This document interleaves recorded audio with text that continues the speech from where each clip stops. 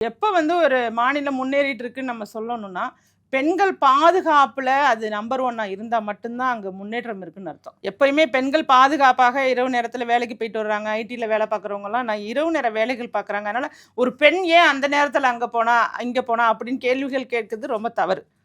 ஆணோ, பெண்ணோ யார் வேணாலும் எந்த நேரத்துல வேணாலும் எங்க வேணாலும் இருக்கலாம். ஆனா அதற்கான பாதுகாப்பை வழங்க வேண்டியது ஒரு அரசுடைய கடமை. அந்த அரசு நிர்வாகத்திறன் இல்லாம இந்த அளவுக்கு வந்து மோசமான ஒரு சூழ்நிலை உருவாக்கி இருக்கு அப்படிங்கிறத தான் நம்ம அதை நோக்கி தான் நம்ம பார்க்கணும்.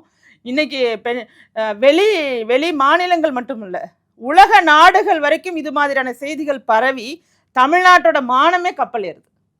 அதுதான் கஷ்டமா இருக்கு. நம்ம ஒரு காலத்துல வந்து எப்படி இருந்தோம், இப்ப புரட்சி தலைவி அம்மா அவர்கள் வந்து ஆட்சியில இருக்கும்போது பெண்களுடைய பாதுகாப்பு எப்படி இருந்துச்சு, அப்ப மகளிர் மகளிர் காவல் நிலையம் வந்ததும் அவர்கள் காலகட்டத்துல தான். பிங்க் அந்த காவலர்கள், ஆமா, அது மாதிரி போய் எங்கெங்க போகணுமோ அங்க பெண்களுக்கு ஒரு முக்கியத்துவம் கொடுத்து அவர்களை பாதுகாக்க வேண்டும் அப்படிங்கிற இடத்தை நோக்கி நகர்ந்தது அந்த ஆட்சி. இந்த ஆட்சியில பெண்கள் போய் கம்ப்ளைண்ட் கொடுக்கணும்னா கூட, ஒரு புகார் கொடுக்கணும்னு போனா கூட அந்த புகாரை வாங்கிக் கொள்வது கூட கிடையாது.